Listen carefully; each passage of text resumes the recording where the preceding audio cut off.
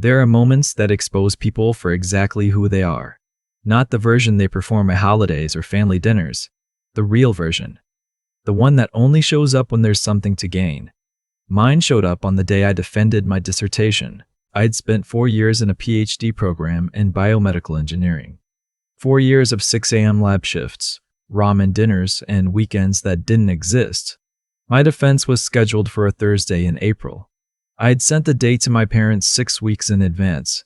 I sent a reminder 3 weeks out. I called my older brother the week before. I even texted my aunt, who had always said she was proud of me. Nobody came.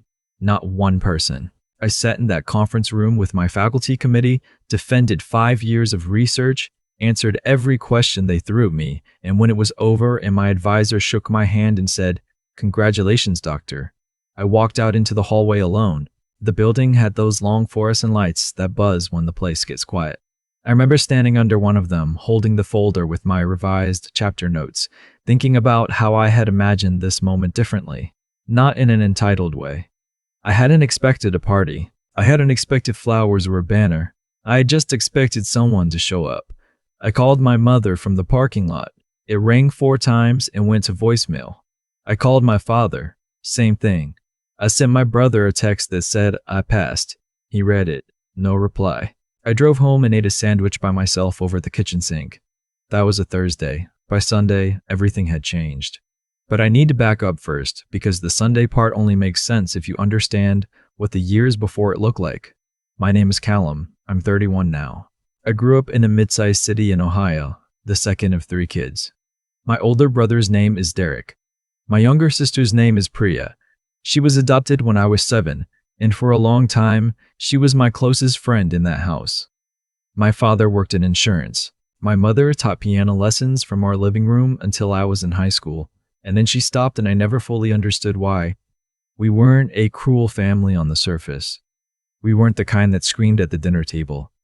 The damage in my family was quieter than that. It was the kind that comes from consistent, practiced indifference, the kind where you learn early that your achievements are tolerated, not celebrated, where you understand by about age 12 that asking for attention is a form of weakness. Derek was the one my parents talked about at parties. He had played varsity soccer. He was loud in a way that filled rooms. He married young, a woman named Brianna, and they had a son, and my parents treated that grandchild like he had personally solved a global crisis. I was the one who read too much, stayed in my room, and got a full scholarship to a state university that my father mispronounced for 2 years. When I got into the PhD program, my mother said, "That's a long time to still be in school." My father asked if there was a salary involved. Derek didn't say anything at all. I learned to stop expecting them to understand what I was doing. I focused on the work. I made a small, good life for myself, a 1-bedroom apartment near the university, a group of friends who were also exhausted researchers, a dog named Ptolemy who did not care about my publication record and loved me completely. And then, in my 3rd year of the program, I got a letter from an attorney named Gerald Whitmore. My great-uncle Raymond had died. I hadn't known Raymond well. He was my grandmother's younger brother, a man who had spent his adult life as a civil engineer, never married, no children. He had come to my grandmother's funeral when I was 19, and we had talked for a long time about infrastructure and math and whether intelligence was inherited or built. He was sharp and quiet and a little lonely, and I had liked him immediately. We exchanged a few emails after that. I sent him a copy of a paper I published in my 2nd year. He replied with 2 paragraphs of genuine technical questions. That was the extent of our relationship, which is why I was completely unprepared for what Gerald Whitmore's letter said. Raymond had left me his estate, not a portion of it, not a small bequest, the entirety of it. His house in western Pennsylvania, his investment accounts, and a letter he had written by hand, sealed, and instructed Gerald to deliver to me personally. Gerald's letter said the estate was valued at slightly above $400,000. It also said, very clearly, that I was the sole named beneficiary, and that Raymond had specifically excluded all other family members by name. I read that letter standing in my apartment hallway with Ptolemy sitting on my foot. I read it 3 times. I called Gerald's office and confirmed it was real. He told me to come in at my convenience to begin the process. I didn't tell anyone, not yet. I should say that I wasn't sure how I felt about it. It was more money than I had ever had access to, yes. But there was also something heavy about it. Raymond had died alone. He had thought of me. He had written me a letter with his own hand. That mattered more to me than the number. I kept the information to myself for 3 weeks while the estate process began. Gerald was professional and thorough. I signed the initial paperwork, and we set a date to complete the transfer after my defense in April. My defense was the first Thursday of April. Gerald's office called me the following Monday to confirm everything was moving forward. My father called me the following Tuesday. He did not ask how the defense went. He did not say congratulations. He said, "We heard something interesting." I asked what he had heard. He said, about Raymond's estate. I felt something cold move through my chest. I asked how he knew about that. He said my Aunt Raymond's niece on a different branch had been in contact with Gerald's office and had mentioned that I was the named beneficiary. He said it the way you'd say someone had done something wrong. "Your mother and I have been thinking," he said, "and we feel like that money should stay in the family. The real family. The ones Raymond actually knew." I pointed out as calmly as I could that Raymond had known me, that we had corresponded, that he had made a legal decision with full competence and intent. My father said, "Callum, don't be difficult about this." I told him I had to go and hung up the phone. Within 2 hours, Derek had texted me. He said Raymond's decision was obviously influenced by the fact that I had positioned myself to receive it and that it wasn't fair to the rest of the family. Brianna sent me a separate message saying that their son deserved to have a future and that this kind of inheritance was meant for family. I didn't know what to say to that. I didn't say anything. My phone rang 7 more times that night. I answered none of them. The next morning, my mother left a voicemail. Her voice was soft in the way it got when she wanted something. She said she hoped I wasn't going to let money come between us. She said family was forever and money was temporary. She said she hoped I would think about what Raymond would have really wanted. I saved that voicemail. Then I called Gerald. I told him what had happened. I asked if there was any legal vulnerability. He told me there was none. Raymond's will was clear, documented, and had been prepared with a separate attorney 18 months before his death, well outside any window that could be challenged as undue influence. Gerald said the family could contest it, but it would go nowhere, and they likely knew that. I asked Gerald something that had been bothering me since my father's call. I asked whether his office had disclosed any information to my aunt or to anyone else in the family. Gerald was quiet for a moment. He said no, his office had not initiated contact. He said my aunt had apparently seen a public probate filing and made her own inquiries. I thanked him. I made a note of that. I also, on Gerald's suggestion, retained a separate personal attorney, a woman named Dana who specialized in estate disputes.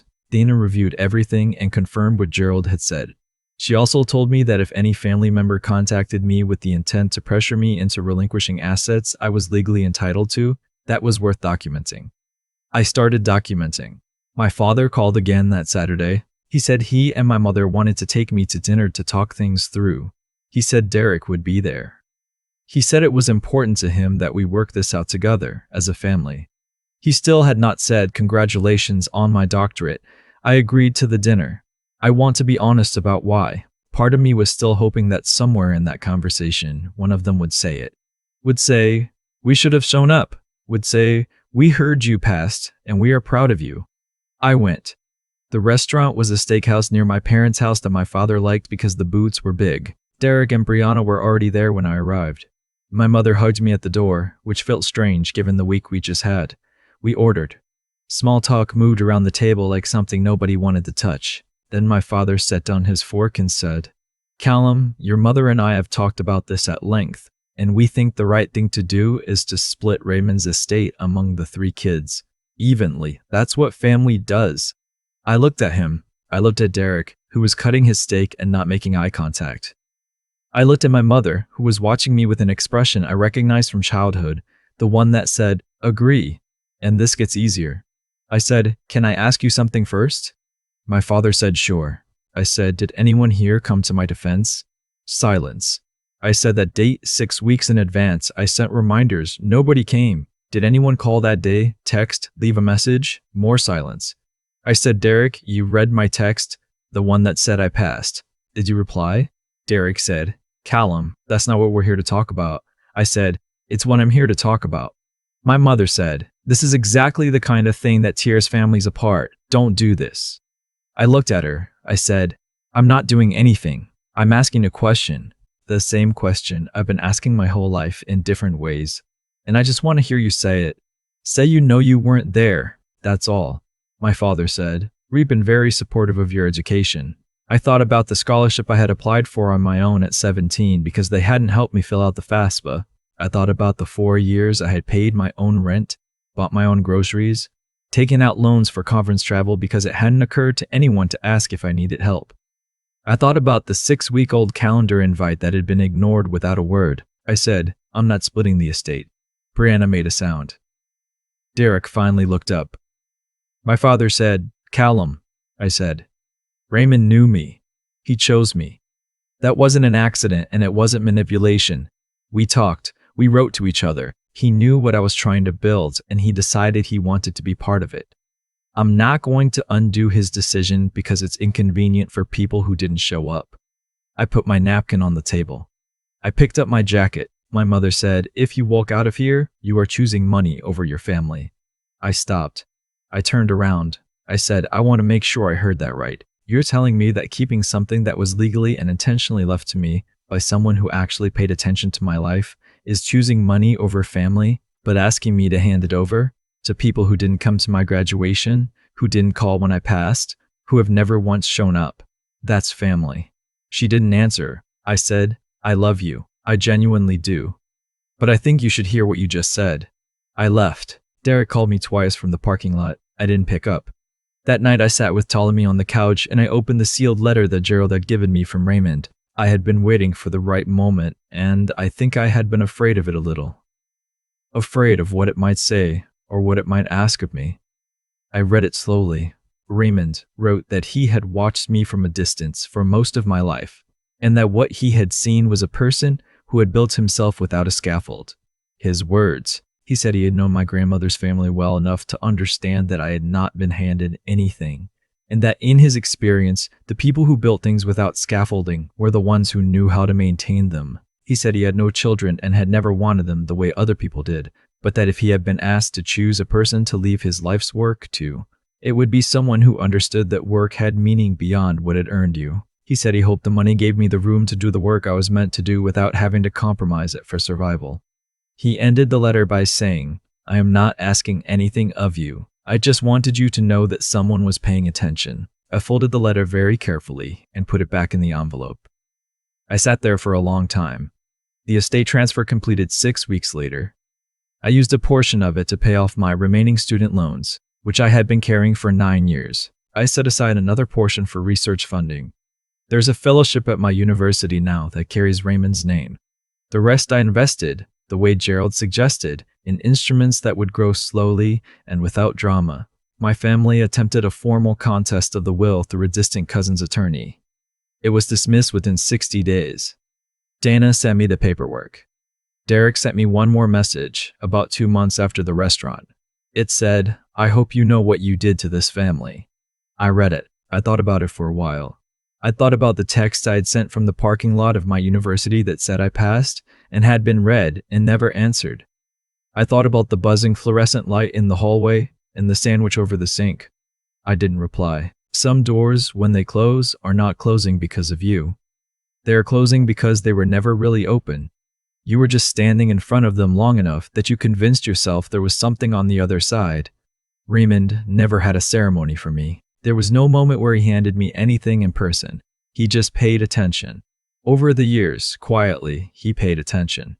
He asked questions about my research. He pushed back when my reasoning was sloppy. He emailed me a paper once at 11 p.m. with the subject line, "Thought you might need this." I had. I cited it. That is what showed up for me. Not a room full of people. Not applause or a dinner reservation. Just one person who thought I was worth the attention and decided to act on it while he still could. I think about that a lot now, about what it means to show up for someone, about how it doesn't require proximity or ceremony.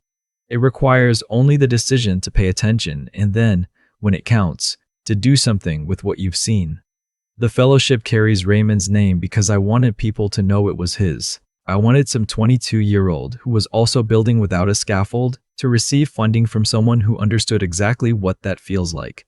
I wanted that to be Raymond's legacy, not the number in an account.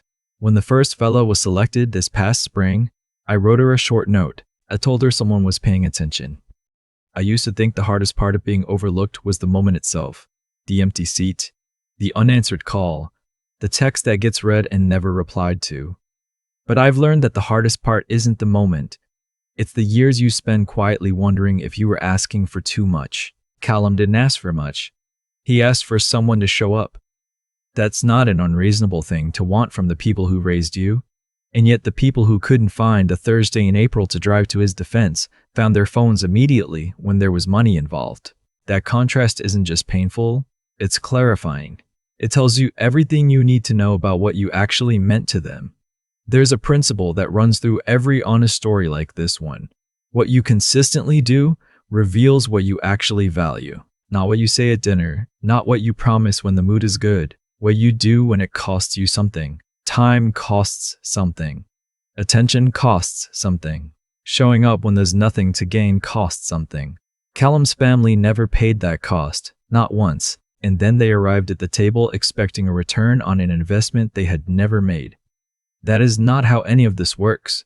Raymond understood something that took me a long time to fully believe, that integrity compounds. Every hour Callum spent in that lab, every loan he paid on his own, every conference he traveled to without help. Those weren't just sacrifices. They were deposits into a character that became, over time, recognizable to people who were paying attention. Raymond was paying attention, and he responded to what he saw by doing the only thing he still could. He made a decision that said, I see you, and I believe in what you're building. That is what genuine recognition looks like. It doesn't always arrive loudly. It doesn't always come from the people closest to you. Sometimes it comes from someone at the edge of your life, who watched quietly and decided before it was too late to act. The lesson I keep returning to is this: the life you build through honest effort, through consistent work, through refusing to compromise your standards even when no one is watching, that life attracts the right witnesses. You cannot control who shows up for you, but you can control what you give them something to show up for. Callum gave Raymond something real. Raymond responded in kind, and the family that spent years giving Callum nothing, no presents, no acknowledgement, no support, received exactly what their choices had earned, not as punishment from some outside force, but as the natural consequence of how they had chosen to move through the world. You cannot extract loyalty from someone you have never offered it to. You cannot claim family when you have only ever claimed convenience. What stays with me most is the fellowship. Callum didn't take Raymond's gift and close the door behind him. He turned it into a door for someone else. Someone young, building without a scaffold, needing someone to believe in their work. That's not just generosity. That's the full circle of what character looks like when it's finally given room. Someone was paying attention, and now, because of that, someone else will be too.